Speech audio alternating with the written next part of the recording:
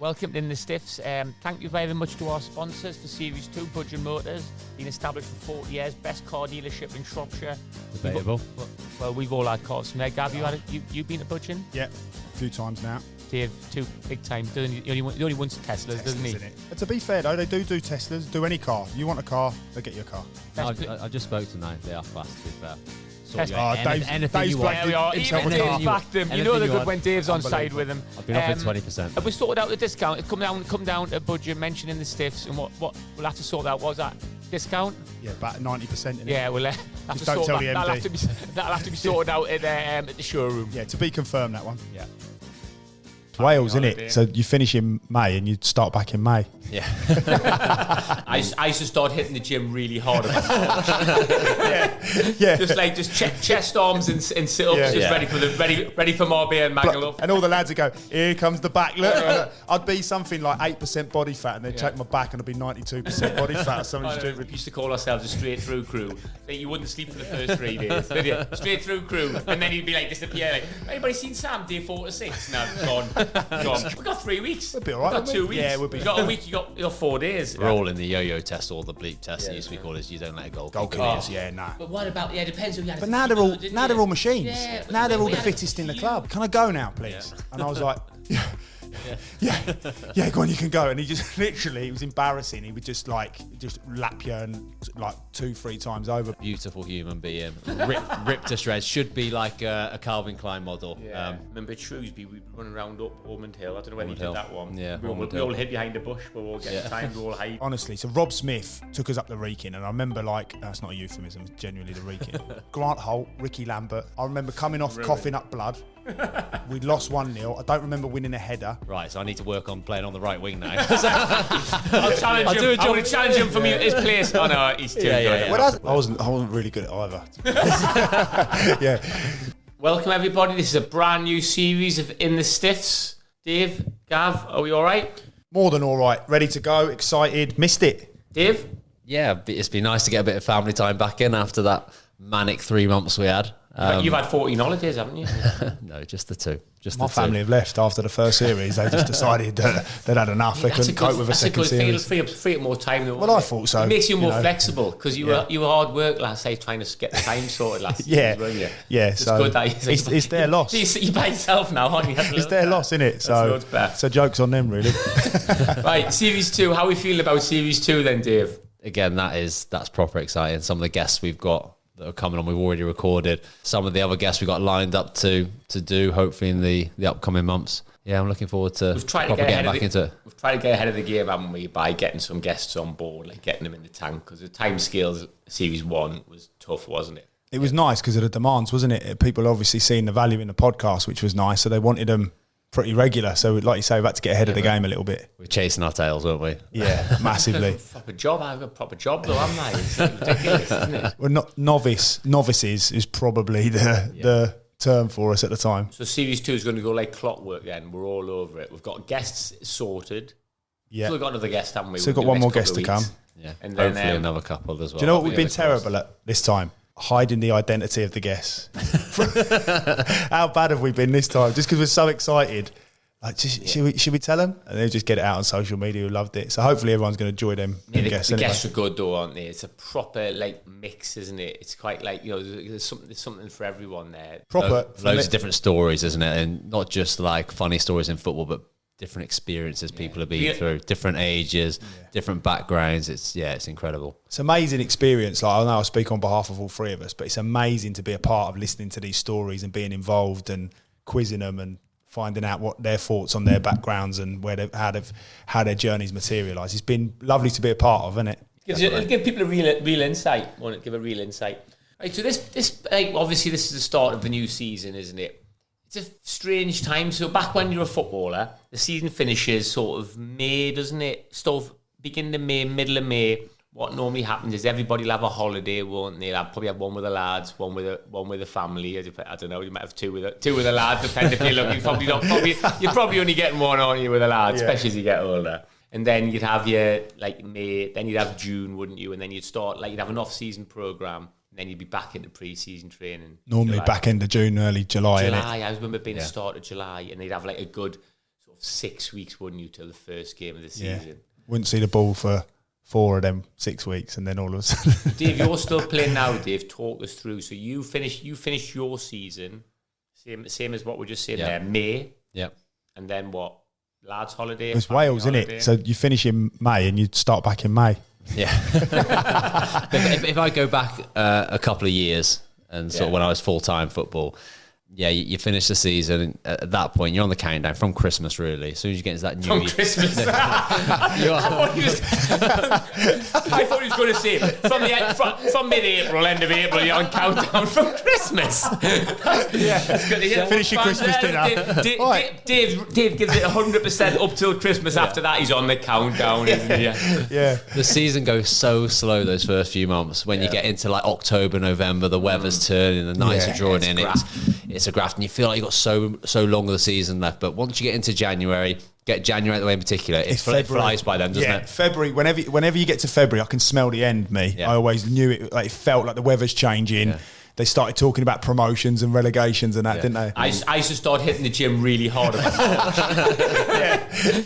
Just chest arms and sit-ups, ready for Marbella and Magaluf. Blow out for Christmas dinner, and then normally it's hitting the gym. You're really working on your core and your strength and conditioning and that. Yeah, it's tough in Magaluf. It's tough. It's tough on that beach. Yeah, there's a lot of competition out there. January after Christmas would be like stats would be well down. 0 assists, run about 5 kilometres. Top heavy. Proper top heavy. But come here, but it looks absolutely incredible. You look like you're blowing, Gav. Yeah, no, honestly, I feel great. Your chest looks good though. Yeah. Does it? And then I think as you get closer to the end of the season, you're navigating your way through then with injuries and things like that. The last thing you want as a footballer is to pick up an injury in that last month of the season, and it's going to mean you're in over the summer getting rehab. It's happened to me on 2 or 3 occasions, and it's a nightmare. It is. You're the only one in the building usually. Yeah. Physios have to come in with you. They kind of alternate their rotors, raging with you, and you don't get your proper break. But then once the break does come, especially I'd say that the back end of my career, you always have 2 weeks where you do nothing physical. Yeah, no exercise really. When I was younger, I used to just carry on right the way through. Did you? But just trying to get fitter, stronger, all that stuff. And it probably had a bit of an impact on me as I got into mid-20s because I never really had a break. I was and my body started breaking down a little bit. But later on in my career, I always have those 2 weeks off. I put on so much weight in those first 2 weeks as well. So you finish the season quite lean, don't you? And then those first 2 weeks, I always struggle with my weight in the off-season, really bad. My fitness is always okay. I know I'd go back fit, but actual body fat used to be the worst thing in the world. I used to hate it. We used to have, it's Sunderland used to come back. You used to have like the calipers. You know, like the calipers. Still use them. So they'd be pinching your skin, wouldn't it, to see how much. What was it? It's your tricep. It's your hip there, isn't it? Yeah, your hip, like your love handle, your tricep, your back. I used to be like, you grab a muscle there. That's muscle. Stop grabbing the muscle. Tony Daly at Wolves used to get to the bone, mate. I swear he did. He's in great nick, him, isn't he? Yeah, so it was bad. But I always struggle because I always carry weight around my middle, like proper bad, and they take 3 measurements off your stomach. I wish they never take any off your legs. I've got the skinniest legs in the world. They would not take any off your legs. My legs, I've got nothing on my legs. Stop grabbing it around the middle there. So the joke in our change, whenever I was in a change, it was my back. So they'd go, good around the buys, good around your hip there, around your stomach and that. And then it gets my back, and all the lads would go, here comes the back. Look, I'd be something like 8% body fat, and they'd take my back, and I'd be 92% body fat, or something stupid like that. You could do all the back exercise in the world. It just doesn't shift it, mate. I'm literally doing pull-ups, doing everything I could, all the back exercises ever, doing the running. Yeah, nothing. Just had a fat back. Yeah. So I think you do. So it's like I used to be the same. So you do like nothing. I used to do nothing for the first couple of weeks, and normally that's when you'd have your holiday, wouldn't you? So you do your lads holiday, Magaluf, your lads holiday. We used to do like Iron Apple 14 days. I've done a couple of 2 weekers as well. Gaffer, I'll do a couple of runs when I'm out there. Honestly, Gaffer, I'll be sound, mate. What you got anything booked, Sam, for the summer? I've got Iron Apple booked, Gaffer. How long? I've gone for 14 days, but honestly, like I'll be running like all the time in Iron Apple, run all the time, and it's obviously. I used to go with the lads, and then obviously like you'd have your blowout, like you say, first couple of weeks of pre-season, and go on the family holiday, and Holly would be like, "What are you doing?" I'm going to go for a run. Yeah. She'd be like, can't go for a run. Did you do that with the lads? Oh, yeah, all the time, yeah. Every morning we got up, had a real good shift, had a dip in the sea, and then we'd have a few beers. Oh, that's really good. But the lads' holidays are brilliant, aren't they? Because you've got so much emotion going on through the season, and the lads are like a coiled spring, just ready to go, in there, and everything, they just go absolutely wild. As soon as you get to the airport, it's absolute carnage. It's probably mellowed a bit now with camera phones and stuff like that. I look back to my early holidays, probably with you lads and things like that. It was a plane for me. Do you remember how it used to be on the plane? Like, you'd have all these lads going out, and I'd think to myself, I'm not a great flyer anyway, and I'd be like, flipping it. Everyone needs to sit down and just calm down. The plane, and they're all turning over their seats, talking to their mate at the back, and all that. It's like a nightclub on a plane. I'd be like, God, it's a bit weird. Might you got a young family sat next to you. Yeah. There you go. Apologise for myself in advance. Okay, apologise to the kids as well. I'm really sorry. We were always Malia and Zanti. They were the two that were quite popular at the time. We did Malia. We did Magaluf. Sunderland, though, when we were when we were half decent, we did Marbella a couple of times. We did Marbella. Ones and that, you do Marbella. And then we do the lads, organise our own little one. I remember doing that. I remember doing that 14 days in Iron Napa, just flipping it. Ridiculous, 14 days, no water. Every single night. No sun cream. No Loads of press ups. And then we try not to sleep. Used to call ourselves a straight through crew. So you wouldn't sleep for the first 3 days. Did you? Straight through crew. And then he'd be disappear. Anybody seen Sam day 4 to 6? No, gone. Has he flew back?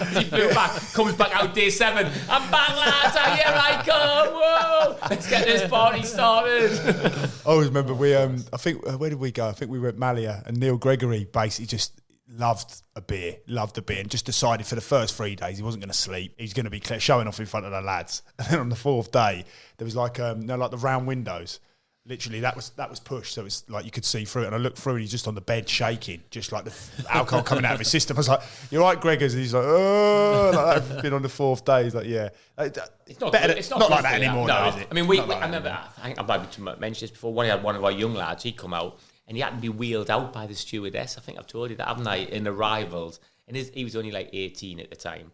And his mum's there, and his mum's proper started kicking off on all us, going, "Look at the state, what you've done." We were I was only 22 myself. I'm it's not my fault. Every man for himself. I was if he's going to come on holidays, he's 18, he's fine. How funny is it though? The flight out, and in the airport on the way there, you're absolutely buzzing, getting levered, and you look at that flight on the way home. You don't sit next to each other, you don't speak to each other.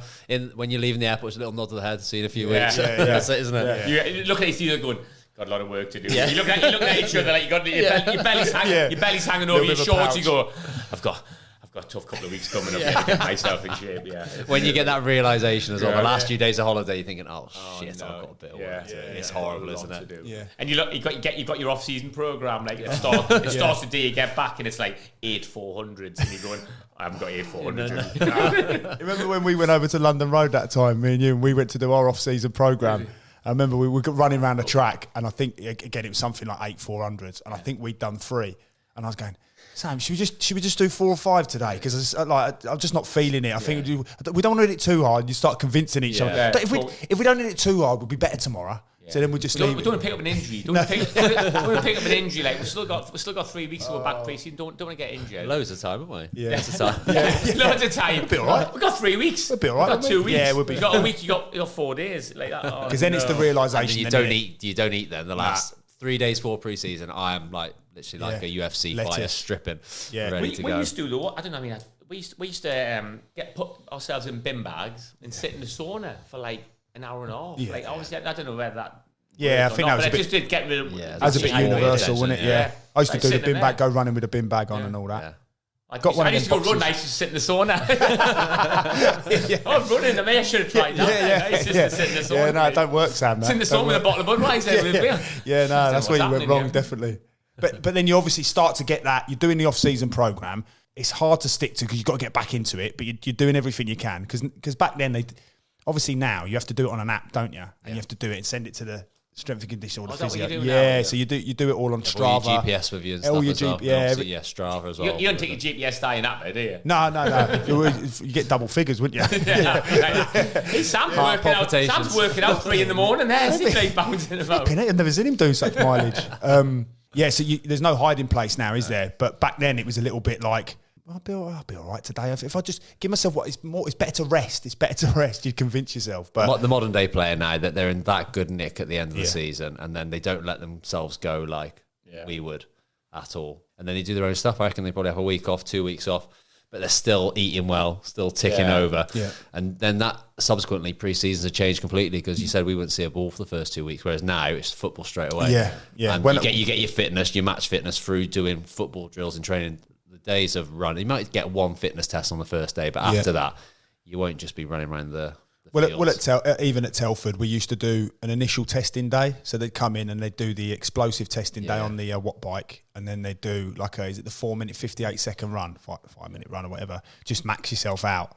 And we do a couple of them, and then literally we go, right, we're going to do that again in a couple of weeks, but everything would be fitness with a view to obviously having the ball at your feet and that. Everything revolves. It's just not like that anymore. I mean, it did towards the end for me, but when we were like in our 20s, like it's suddenly we'd be on the sand dunes like day one on the sand. 100%. Wouldn't see a ball for 3 days. Just run, sweat until like lads are being sick and everything. And we used to have Bobby Saxton, who was like proper old school. He'd be like, "No water." He'd be like, "Oh, gonna die." Yeah. When I was an apprentice at Exeter, they had 3 runs. And obviously when you first sign, they're like, obviously pre-season, you're going to have, they used to call it 99 steps, which was basically in the middle of an allotment. And it was like, the big sort of sleeper steps. It's 99 steps that went up through the middle of the allotment, and then you'd run all the way around. Then they had one that was called King George V, which was running on a playing field around, basically run around that tree, just an absolute nightmare. And then they had the beach run, which was running along the beach, and then you go up these like slanty flipping pathway, go up the cliff, and then you'd run up and down the sand dunes with the balls above your head, behind your head. And I remember we did the 99 steps. It was horrendous, and I couldn't stand it. And what you used to do is you used to 1, then 2, then 3 all timed, and then you do it backwards. And I remember it was timed, and when you used to run through, you used to have to shout out your time. So we were doing it backwards, and I was just in a world of trouble. I'd never done anything this hard in my life. But all I kept saying to myself, well, we're going backwards now, so I'll go down the 99 steps. And I just had this in my head. So it was like we'd gone once round, up the steps and round, up the steps twice and round, and then 3 times. And then when we were doing it the other way, all I had in my head was brilliant, going down the steps. And they're so steep, you nearly tumbled down it. And then I remember running through, and all the lads were going through, and I didn't shout my time. And he went, time. And I was like, what? He was like, time. And I couldn't get my words out. And I was thinking, what was my time? He's like, Gavin, if you don't tell me your time, we're starting again, right from the beginning. So all the lads are like, get out. So then I'm going, what was my time? And one of the lads just went, say something. And I was like, I wasn't listening. I didn't hear the time. You got 5 seconds to tell me your time, otherwise we're starting again. And I was like, I don't know. And he went, just say something. I went, 2 minutes 53. And he went, right at the last second, he went, 2 minutes 53. And all the lads were like, oh my God, mate, are you winding me up? Like flipping, obviously you're going to do it all again. That's the worst feeling in the world, innit, that? And you weren't a bad runner though, were you? Really? Considering like your centre off, you weren't bad, were you? I was all right. My whole thing, when I was an apprentice, I was terrible. But as I got a bit older, I was all right. My whole thing was, don't let any of the other centre-halves beat you. So if I got ahead of the centre-halves, then I'd make sure I'd try and get as far as I could. But if I got from middle to front, I'd be happy. But like you say, as a centre half, you weren't bad. You could take the rule in the yo-yo test or the bleep test. It used to be called is you don't let a goal kick. Nah. But what about it depends who you had. But now they're all machines. Yeah, now they're all the fittest in the club. We had a few. I mean, Tranmere, we had one, Steve Wilson and all that.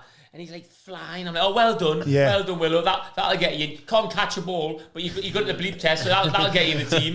Just yammering them. Well, you were a good runner, though, Dave. Yeah, you were good, Dave. I naturally fit. I did a lot of cross country as a kid. So I go back to pre-season, I was never worried about the run. I would do work in the off-season. I was just more worried about my body fat. I don't think body fat has anything to do with, to a degree, unless you're fat. I was never... It's not going to be detrimental. You'd look at me, and I never look fat, but I carry a little bit of weight around my middle, and I just couldn't get rid of it without myself looking very, very ill. Yeah. Like I'll go gaunt in the face if I try to lose too much. So you're never nervous about the running? No. It's never nice. Yeah, when you're still on the line of a bleep test, it's never nice because you just think I need my legs to work. But I was always, I'd say, in the top 2 or 3 players, even right through to the end. Even we did it at Bala a few weeks ago, and I was still on the end. That type of run is I'm comfortable at, sort of longer distance stuff. It's the shorter, sharper stuff, which I struggled with. I wasn't really good at either. Yeah. Were you any good at the short, sharp stuff? Not really. The longer stuff then? No, not really. I used to hate the long runs. I hate it. I tell you when I went to sign for Tranmere, didn't I? I was signed that keeper. And the keeper, the keeper did the runs, didn't he? And the keepers come like 7th, and I've come like 5th last. Everyone's like, he's the keeper, you're the left winger. I was like, yeah, it doesn't look great at the moment.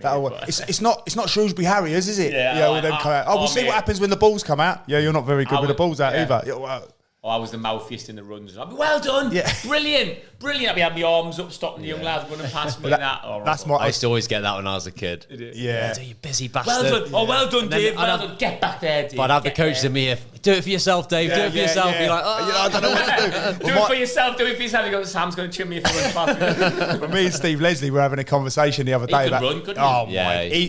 He is probably one of two that I would say the best runners. Mickey Gray, not anymore. Darren Williams of Sunderland were unbelievable. Mate, I was with Lesbo the other day, and I said to him, he was reminding me, and we were at Shrewsbury, and we were doing the pitch runs. I can't remember how many pitch runs is it there and back. We did it with Stu Delaney, and we were doing them, and Lesbo went to go off, and he was next to me, and as he went to go, I put my elbow up and elbowed him in the neck, and he's like, Lesbo's firing it. What are you doing? I was like, you ain't running past me. Like, don't do that again, otherwise I'll take your head off. So we're having this argument, and I was like, Lesbo, don't go running off and mugging the lads off. Which is a disgrace, really. He's got obviously going.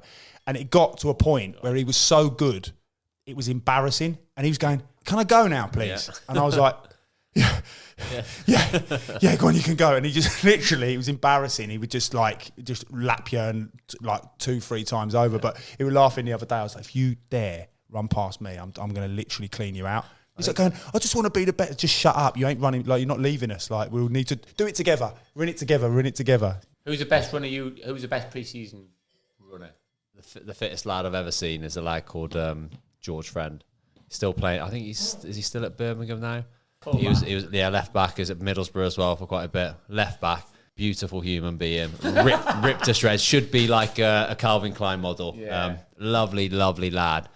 He just ran at this one pace. Sorry, I'm back. What we talked about me? Can't shut the window there because there's a leak coming in there. George Friend. But he just ran at this one pace and just stayed there. Steady. And when I say one pace, it's like a 3/4 pace. And me running pretty much balls out, but he can maintain that. Olympic 1500 metre pace. Yeah, and when we got promoted to the Premier League, Mick McCarthy, he knew that we weren't going to be the best technically, so he said, I'm going to have the fittest team in the league. And that pre-season, look back when I first started, you say that was old school, but Mick had us doing these mad runs. Went out to Australia, was in Perth, and we're doing 800 metres every single day. We'd be split into 3 teams. You do an 800 metre run, you come into it, an attack v defence, you go straight into defence, straight off the 800 metres run. Legs are jelly.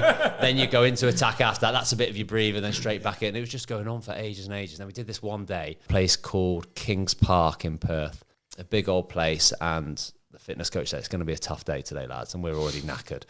Is it? So we did like about a half an hour cross country run all the way around the park. Lads got back and that wasn't too bad. I think we got off lightly there.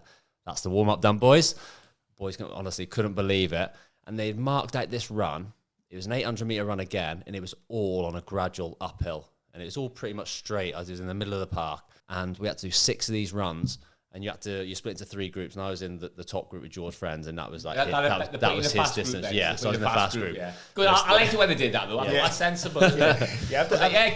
Get them ones up there. That's fine. But you'd run to the top, and you had to hit a time. I think for our group it was like 2 minutes 45, which up a hill to 800 meters was tough. And then you had to go back. It wasn't 6 actually; it was 4 we had to do. But you weren't allowed to walk back start. You had to jog back, and you had to jog back within 3 minutes as well. It was all downhill, so it's a lot quicker. Or 3.5 minutes maybe, and then just start again. And after one, the lads were done. But they managed to get through again. And we had a lad on trial, an old Celtic player, Bobo Balde. Do you remember? Bobo? Yeah.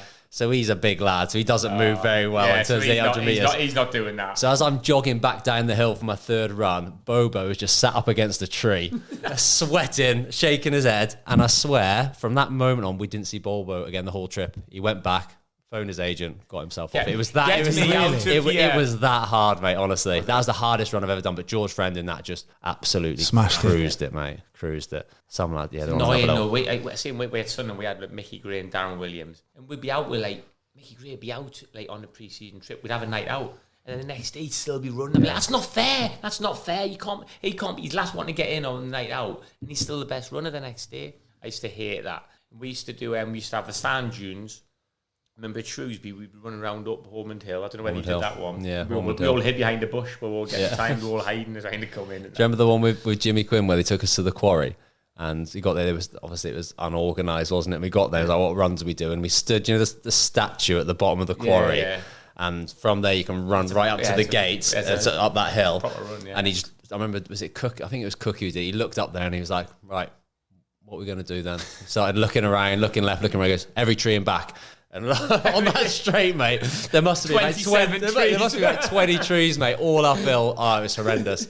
That was a tough one, but just lack of organisation. Yeah. How many times have you woke up during pre-season and thought, I'm not going to be able to get through today? But you always end up doing it, don't you? I don't know. You're so stiff, don't you? I literally don't know.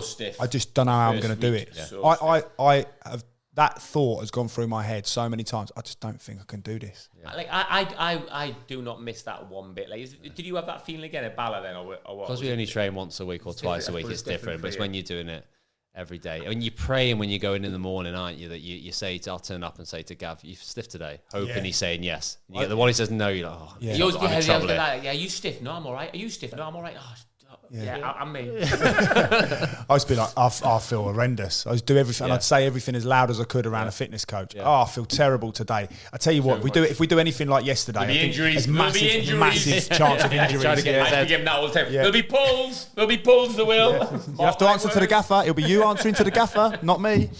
Yeah, and thinking about some of them horrible runs, we did one with Telford. I remember Jags. You used to run at the Wrekin, didn't you? Oh, mate. Honestly, so Rob Smith took us up the Wrekin, and I remember, like, that's not a euphemism, it's genuinely the Wrekin.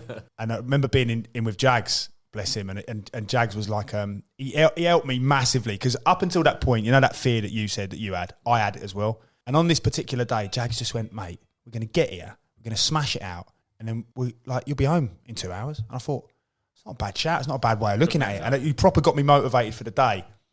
Oh, it's the worst thing that could have ever happened to me. So when you go to the Wrekin, you walk up, and then obviously you go up that first incline, which is a bit of a beauty. About 100 metres up to the right, there's like an opening, and it's ridiculous to even think someone would run up there. And we started off with 6 runs up there, and I'm not even joking. You're grabbing onto vegetation to keep yourself up. But then when you get to this top tree that you can see in the distance at the top of the cliff, you've got to go around that and come back down. But obviously when you're coming down, you feel like you're going to tumble over, so your quads are absolutely crying out to you, because you can't stop yourself. Yeah. So you have to get to one tree, get to another tree, all the way down. It's 6 times. So then you're done. Obviously you're shot to bits. And he's like, right, we're going to run up. So you run up, and then you do like another different run, jumping over trees that have fallen over and all of this, 12 times. And then you're just done then. And he's like, please don't take us to the top of the Wrekin. I can't do any more. And he's like, right, you can have a cool down on the way down. And I just think that's one of the hardest runs I've ever done. They wouldn't even do anything like that now, because they're worried about the surfaces you're running on, going from grass to harder surfaces, road running. They wouldn't let you do road running in pre-season, stuff like that. It's so... So they wouldn't expect you to do any road running in the off-season? No, not allowed. You've got to find grass. What, because of joints? Going from different surfaces, going onto 3G to grass, or from, say, tarmac onto grass. Yeah, well, that's sensible, isn't it? But I used to be excited for the first day back to see the lads. Yeah, so I'd be buzzing for that, to see the lads and that, because you'd have your stories of what you've been up to and that one, and you probably had your lads holiday, but you probably wouldn't have seen them for like a month or even 5 weeks. So start remembering stories, don't you? Yeah, so you're buzzing to see each other. Like can't believe he's had you back. Yeah. What are you doing here, flipping? After last season, they've got you back. He's nicked another year. He's in Iron Apple. I'm not going to sign. He's not offered me enough. You told me in Iron Apple you weren't going to sign. Both saying it. Like, if you don't sign, I won't sign. You walk through the door. Here he is, Louis. And you'd have the new lads, wouldn't you? Be like, oh, he's coming. He's the centre half. He's coming. He's having your spot. Oh, that's the worst. That's horrible. That's minging. And the new signings in the corner. They'd be like, what position are you, mate? You'd be like, left wing. What? Can you play left back? Not really, mate. I'm out now, left wing. All right, mate. So I'm sure you cut in from the right though, do you? If you're left-footed. No. What's your strengths? Oh, I score goals. I get on the back stick and score a few. Oh. I'm really good at crossing it. No. You know you're 6'4". You're a keeper. Now you'll be a keeper, will you? No, mate, centre half. Right side or left? Probably right side. Yeah. No, left side. Oh, okay. No, but it's exciting to see that. But yeah, like the nerves of the because you know what's coming, don't you? And the coaches, I don't know what you were like when you were managing, Gav, but like they wouldn't tell you. I'd be like that. Tell me what I'm doing. Tell me what I'm doing today. Can't tell you. Yeah. Ooh, can't tell you. I'm like, just tell me. Yeah. Like, stop being And they childish. love it as well, don't they? Yeah. They love it's it. horrible.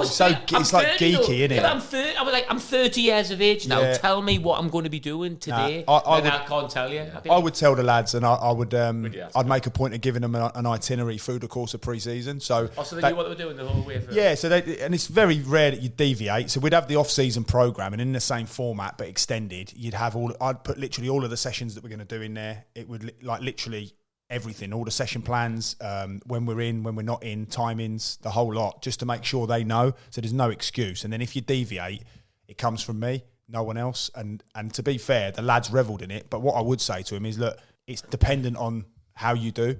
So obviously this is it. This is obviously all with the ball. But obviously make no mistake that if you're not willing to be committed to it, if we're not gonna get what we need to get out of it, then there'll be additional as well. So obviously they would put everything into it, and not knowing was hard though, because you think so many times you actually finish the session when you just finished your fiver, you're already knacking. That must be it for today. Yeah, getting ready to start walking over, and it's like, right lads, over to the line. Yeah. Oh, here we go again. Although even worse than that, it'd be like, right lads, grab yourself some lunch. See you again 1:30. You'd be like, what?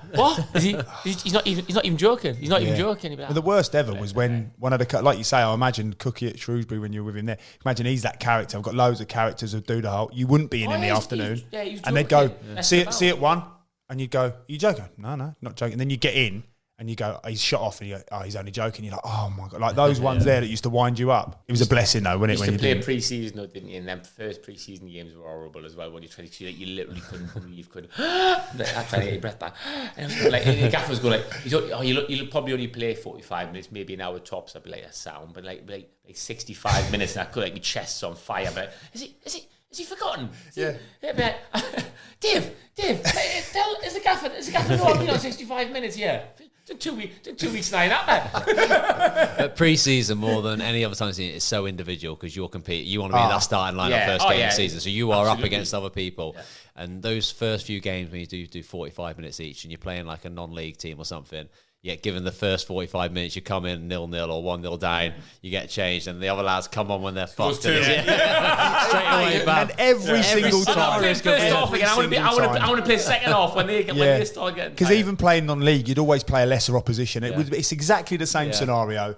They're giving everything, and then they're absolutely shattered. The other lads come on and went, "We'll sort this for you, lads. Don't worry." And he's like, "You're 1-0 down, you win 3-1." And it's like, lads, like, just play me, and we'll be all right. It gets ragged those second half, doesn't it? It opens up a little bit, and spaces open up, and that. But you've got your competition, the players in your position, and without being horrible, you just don't want to do well, do you? Because you want the first game of the season, even though the team in a month after that will be completely different. That first game of the season is such a big moment for a player, isn't it? Massive. You want to be in it. Yeah. And it is. It's every man for himself. You're thinking about yourself. How can I get myself up there? How can I impress? Yeah. You need a good, especially if you've signed for a new club, like, which obviously I had invariably. Often they clocked onto you by then. Yeah. So I was like, right. So you've got to make an impression. It's your first game. Anybody's watching you, aren't they? So you've got to hit the ground running, haven't you? And I suppose this is where, like, when we talk about the running, and it's like, it's competition, but it's not just on the pitch. Obviously, on the pitch is the most obvious one, but you think about all that running that goes on pre-season. Even like the sessions now, there's no running. Now it's more geared at football. It's every session, I think, you can get an edge on the person that wants to play in your place. I always used to think every single session I'm getting an edge on you, which is why I go back to it. Whenever I did do the running, it was like, I've just got to finish above the centre halves. As long as I do that, I'll be all right. And problem is, I played with a lad called Gav Dean, and he was flipping it, mate. He's just like an absolute machine. So, like, got no chance with him. So I go, finish back in front of all of the other centre halves. Do you know what I mean? You got the odd one who's just an absolute freak, and I'll be like, we can't play football. Instead, it. Yeah, you always look for those early wins, aren't you? Yeah. But things you get competition, because you'd always be a couple of people wouldn't in your position, so you'd always be like. And but you'd constantly be making judgments when, like, the new lads would be in, and you'd be judging them in 15 minutes, wouldn't you? Like, as soon as the ball comes out, the first five aside, he's terrible. Yeah, it goes to that. As soon as someone has it first touch, you go, how much? how much we bought him for? How much is he on? And it's interesting because you could sink on that, couldn't you? Like, there's some lads that you think, flipping, you start saying that, and you start going, oh, he ain't going to last the course here. Peter Crouch talks about with Liverpool, didn't he? Said Gerrard used to get it, and he would zing it in, doing it to all the new lads all the time. Like, just get it and just whack. And just like, can you handle it? And that's what's constantly. Like, you remember you coming in, didn't you? Everybody's testing you straight away, going, he's having himself coming there. Like, straight away you're going, Let's see what he's all about. And and I think if you've got anything about you, you know that they're testing you. Yeah. So you think to yourself, okay, we're playing them games. Okay, right. And you rise to it, don't you? But I've seen so many lads crumble. Just before you even get to the games. You're thinking, are you going to be all right? Yeah. Do you know what I mean? Because you're getting on them. Especially if you've got to step up. Yeah. Like, say for you signing for Wolves, Dave, that's a step up, isn't it? Suddenly you're going, I feel like everyone's looking at me now. I've got to do well. I've got to do well here. Like for you stepping up to Wolves, Dave, and me stepping up to Canvey, it's a big test, isn't it? Do you know what I mean? But how false as well from a team collective perspective? How false is pre-season? Yeah, you have the worst pre-season as a team and lose every game, and you go into the season and you're flying. Mate, I can't get my head around. Like everybody's Brazil, aren't they? Pre-season. Yeah. And then as soon as the games kicked, it's like I remember when I was at Shrewsbury, we had 9 pre-season games. And I played in every single one. Really, and I felt fit. I felt strong. I remember Mick Wadsworth coming to me saying, "You all right to go again?" I'm like, "Yeah. I just want to play every game. I'm ready, and I think this is the best thing for me." Brilliant. I remember we played Stoke at home. I think we beat them 3-1 in pre-season. I felt indestructible. And then I'll never forget, we played Rochdale at home in the first game of the season. And I felt indestructible. I'd played all 9 games, nearly every minute. I was like, I'm going to get to the Premier League, give me half a yard. I am on the ascendancy. Don't you worry about me. Oh my God, I had Grant Holt, Ricky Lambert. I remember coming off coughing up blood. We lost 1-0. I don't remember winning a header. I remember I didn't lose in a race to Grant Holt, but that would have been over the mark. But I just got beaten up, totally destroyed. And just thinking to myself, What? Does not everybody want to play like we did pre-season? Pre-season was different when we were just knocking it about, playing the feet and everybody. Guys, can we not go back to pre-season? I just remember thinking, flipping it. We lose that 1-0. We lost 1-0, yeah. So I remember that game. I was left out of the squad completely in the pre-season. Because you brought in loads of midfielders, and they're always going to get a chance. They're always going to get a chance in there. I remember sat in the stands watching that game, and everyone said, "Don't worry, just wait it out." Yeah. I got back in the team, but that can be like crushing. So, I mean, you know that's not going to be the team. So what's crushing, Dave, when Grant Holt gets you at the back post, you don't know he's coming, and he jumps over the top of you and knees you in the back, and you see one of your teeth fly out, and you think, it's not going well, this, is it? But talk about bringing new signings in. It's when they bring in the marquee sign and he's in your position, and you think, your place is there. They're going to give that lad every single chance to prove himself. If he's been bought as a big name, regardless of how well you do, they're going to get more chance. Especially if you're like a local lad as well, you're always going to be easy. You're an easy option, aren't you? As a young lad, you're an easy option. You're hoping they're not as good as what you think they are. We brought when we got promoted to the Premier League, brought in Nenad Milias, a Serbian lad. He sounds amazing. That's the first thing, isn't it? Nenad Milias. I remember we was out in he turned up when we was in that Australia trip, and Terry Connolly, the assistant manager, comes to me and says, this Nenad lad. He says, I've been to watch him times. What a player. Set pieces, left-footed, unreal. Yeah. I said, shit, that's obviously my place. Done, but got into training, Thanks, mate. Tel. Got into training, and he was an absolute magician, mate. And you just think, shit. Yeah. Right, so I need to work on playing on the right wing now. I'll challenge him. I want to challenge him from his place. Oh, no, he's too good. Well, that's where it must have been a lot more difficult for you two, because you played in real sort of, like, the positions, like that's where big players play. If you've got a worldie winger, he can be your star man. If you've got a midfielder who can control the game, more often than not as a centre-half, you back yourself because you know what, especially at that lower level that I played, you back yourself because you know what the requirements are. It's like, right, they've got to be good in the air.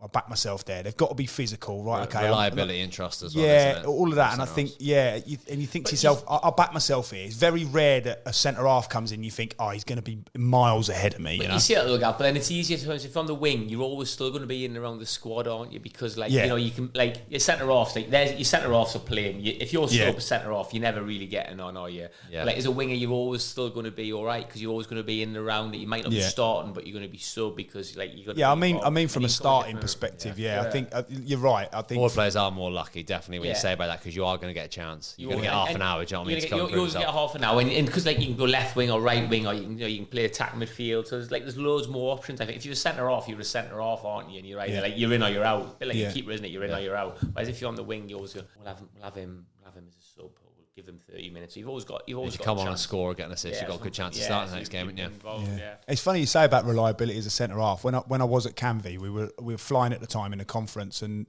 I couldn't get in a team. We played like a back three. So I wanted to play on the left, but I was really pitched up against a guy called Ben Chinnery, like brilliant character, like phenomenal in the changing room, which again obviously gets him close to the team because he's such a big character. But I could never understand why he played ahead of me. Honestly, I was like, but I was that player. I was left-footed. I wanted to do a Cruyff every now and again. You know, I was like, I can win my headers. I can do that. I can't understand. But he was so, like, looking back, he was so reliable. He's such a good player. You know, I was like, he's not even that big. Do you know what I mean? He wasn't big. He wasn't wide. Like, I couldn't but looking back, I can understand his experience. He was so reliable. He was, at that time, he was so much a better player than me. Like, you know, but at the time I was like, reliability, don't you, as a centre half? Yeah, and that's what he was. He was really good at that. Don't get me wrong, he's a very good player. But I just couldn't understand. I was like, because to me, being a good player at the time was going, well, I can drop it into the front man. I've got a great left foot. I can do this. You hype yourself up. But actually, as a centre half, it sounds like you're talking to yourself like you're a winger, Gav. Cruyff's and left foot and wrapping the ball in. It's like, well, just defend, you know. And obviously, I grew to understand what that meant. But yeah, I remember. Did you ever feel on the other side when you went to a new club and you turn up as the new signing, that the lads in your position are looking at you and they do not like me? Yeah, definitely. Do you know what I mean? It's not they didn't like you, but straight away that like. There's a distance, isn't there? That you kind of, it's not as... It's natural, isn't it? In fairness, like, fair enough, isn't it, really? Because that's 100%. I when I signed for Fleetwood, I know for a fact Steve McNulty did everything he could to get around the lads to alienate me. 1,000,000%. I think that's not on. Like, I would never have done that. Oh, he wouldn't have gone to him and directly said, but I know that because they were very close-knit, they're all Scousers and that. I think he made a point of alien. Like, now I see him now, and I think he was looking after himself because, like, he was brilliant anyway. I don't think I'd have got in ahead of him, but he was. Well, that's embarrassing. That's insecurity for me. When you settle at a new club, I can almost guarantee that your best friend in those opening 2 or 3 weeks, or the ones you're most comfortable with, will not be a player in your position. Yeah, 100%. Like, me as a midfielder, I might be. It was nothing personal with Macca. But yeah, it was nothing personal with Macca. I think it was very much like he was like, it's what, like, you know, it's all for one here. Like, you know, sorry, it was like every man for himself. So I think he saw me coming in and he just saw me as a competition. Whereas I speak to him now and it's brilliant. How are you? Yeah, great. You. But I think at that time, I think he was very. As soon as I come into the club, I felt very uneasy around the other players, thinking it's like, you know, like someone's planted a seed about you or something like that. The one I got on with Gaz Seddon, he was like class, but he was a bit of a maverick himself, like, you know. So right.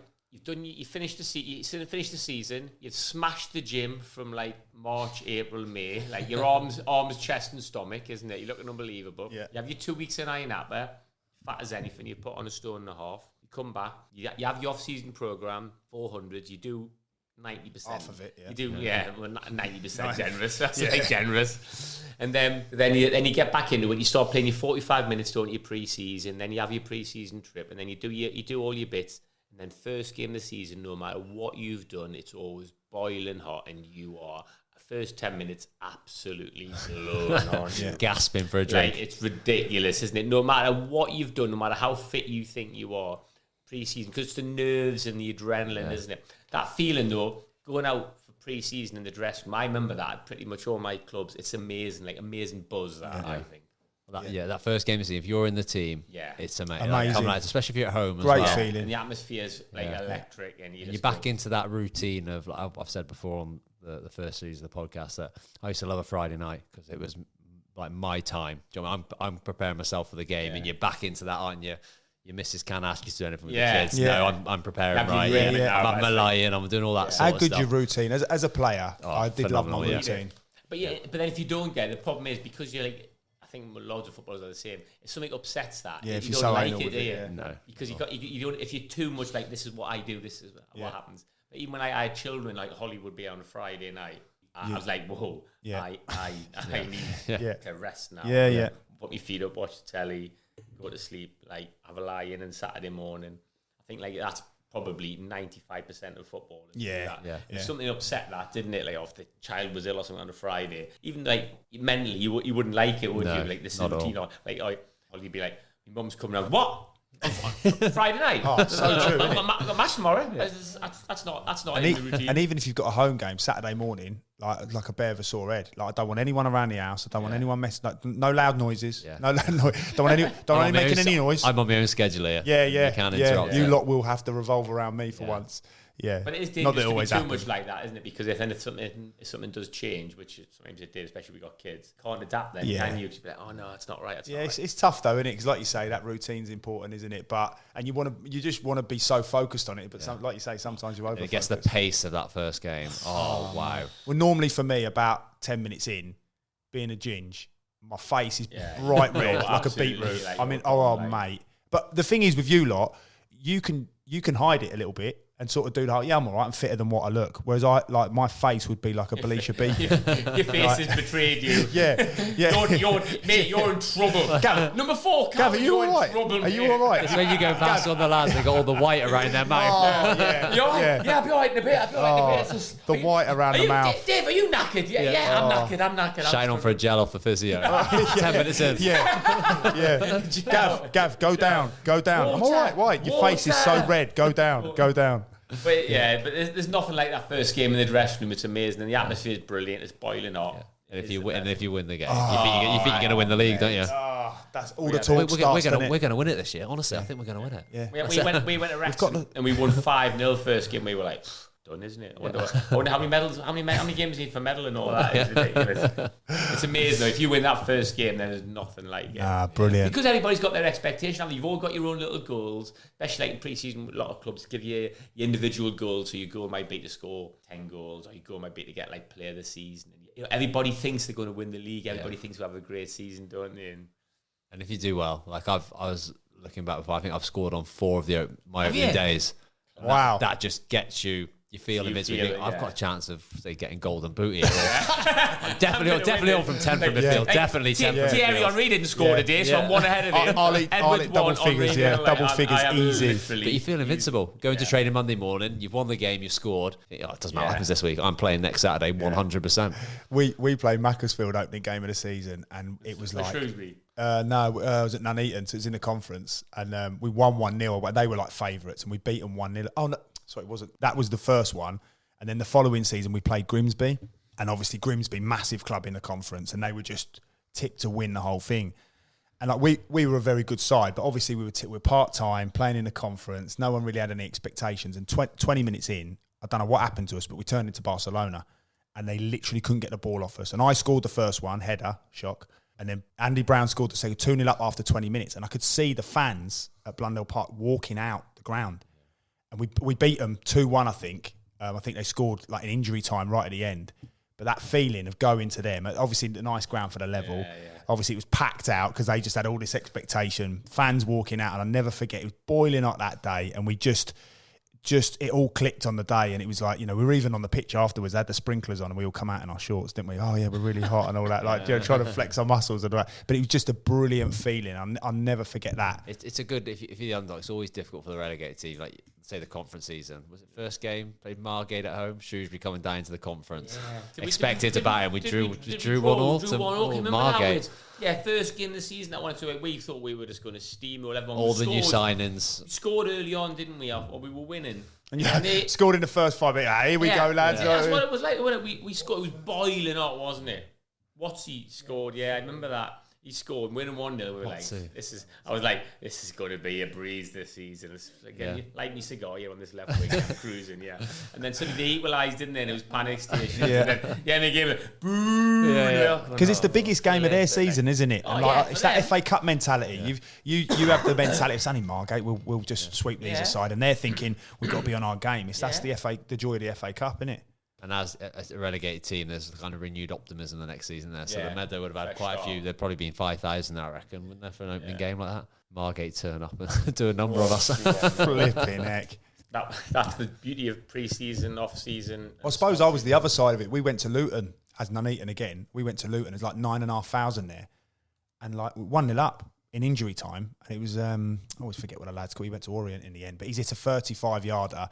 I remember saying to the lads, He's hit it, and he's caught up on a bobble, and he's caught it absolutely. I've just gone, that'd be all right. Like, said something like that, like let him shoot, and he's hit it from 35 yards. It's literally gone right in the stanchion, and obviously you know Luton. I think I've mentioned this before, and the ground shook. Incredible atmosphere. Yeah, well, they were just obviously it was the other way round. They were absolutely buzzing, but they just got pelters after because we were the part-time nobodies, and like they were Luton who were just going to sweep everyone aside, and we played them off the park. Is the truth.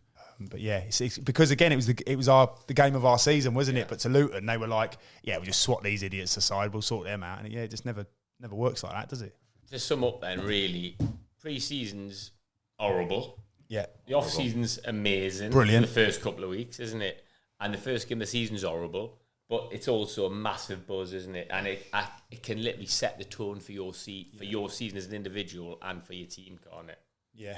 It's a great time. All them lads who are having to experience it now. They've gone through their pre-season. They're just starting the games. Yeah. What a brilliant time to be. You've done all that hard work through pre-season. And they've all got who no one knows what's going to happen. They've all got these things. They've all got huge ambitions, but obviously knows what's going to happen. It's an exciting time, isn't it? Good luck to them all. I hope they all. Good luck to them. Countdown for the summer starts. Yeah, and we'll do it Christmas, Dave, won't it? And this was our first game of the season. How did you feel it went? I was I am a bit hot actually. I was struggling a little bit early doors there. Like riding a bike, I feel like we just took to it. I think we're still novices, still crap, but we're getting there. Yeah. No, it felt good, didn't First episode, season 2. We've got a guest. We've got Ryan on next week, haven't we? I think so, yeah. Doing Ryan next week. That's a good one, isn't it? Yeah, really good. Ryan Lowe. Ryan Lowe. That doesn't know him as Ryan. Leicester manager. I said we'll get probably my favourite early. one out of them so far. We'll get him in early just because what football's like. You've only got 6 games from the sack, so we'll get him in early just in case he doesn't. If we see him for 3 months down the line, it's got pear-shaped. It's not. We'll not get as many numbers. We can't introduce him as the ex-Preston. He wouldn't be happy about that. He's talking about all his pre-season plans. Yeah. but for me personally, that's probably my favourite so far. I really enjoyed that one. Just this, it's just a remarkable journey, isn't it? Like you think, plays for Burscough, and like you've said, Sam, you wouldn't have ever imagined. And he's taken opportunities. He's been successful, and I think he'll be successful. Definitely your favourite then. Not definitely. I think that's your favourite to see. I'll let you tell Carlo Keamy that. Yeah, Carlo Keamy's amazing, isn't it? His hand. He's on Instagram. I'm mate to him on Instagram now. He's doing jiu-jitsu, isn't he? Yeah, competing properly. I was just about to say, me and Gav had some jiu-jitsu matches. Yeah. It's not quite as shielded as what he does, but he's a remarkable human being. Those two are very close for different reasons, I think. I think for me personally, the Ryan Lowe thing's very inspirational, and then Carlo Keamy, I think it's on another planet, isn't he? What he talks about and the journey he's been on. Deep that one. Yeah. And we got Michael Bridges. There's a few watery eyes in that one, weren't there? Did Carlo Keamy? Did anyone else get water? No, just me. Okay. Who else have we got coming up? Michael Bridges. Chris Skitt. Chris Skitt, that's a great one. That for anyone interested in sports science and anything, that is fascinating. What a brain he's got. Kevin Ratcliffe's what about that Everton team? He tells about that Everton team. Right, he walks in the room and he's like, won league championships, won the European Cup. He's like, Everton's most successful ever captain. Wow. Yeah, what a guy. Gav's getting his pour him a coffee. Yeah. 1 sugar, please, Gav. Rats, stick a sugar in there and a little bit of milk, pal. I told you about Canby Island. You're not that big. I'll flipping run all over you. No, he was brilliant, wasn't he? Yeah, and hopefully a couple more guests as well. A couple more guests, and we'll do a little bit ourselves. But as always, give us loads of feedback. In fairness, they were brilliant last year, weren't they, giving the feedback? Dave, you're more excited about the new series, Dave? Can't wait. I was with her today asking when it's going to be out. I think a bit nappy of the wait. I think up until now, people have got everybody's getting sick of waiting. We've dragged it out a lot. We've dragged it out a bit too long, I think. So apologies to everyone, but as well, get behind it. Try and support us in any way you can, because obviously we're just trying to do something worth value. So I'm excited. Thanks very much, everybody. As always, get in touch with us in the stiffs at gmail.com. Send us a message, and we're on Twitter, Instagram, and Facebook. At In the Stiffs. At In the Stiffs. Get in touch. See you soon, everyone. See you at the far post. Cheers, lads. Cheers, guys. See you later. Thank you. Just do want to say a massive thank you to our new sponsors, Budget Motors Group. Been absolutely fantastic with everything they've done so far. Been down to their showrooms. Yeah. Lovely people, aren't they? Amazing. Really lucky. And backed by Dave Edwards as well. That's all they're in it for, really, aren't they? Well, of course. They're not bothered about me and you, are they? It's nice to get me and you to come along, isn't it, and spend 50 quid, isn't it? Yeah, I'm not sure they're overly bothered, but yeah, they've got Dave, haven't they? Yeah.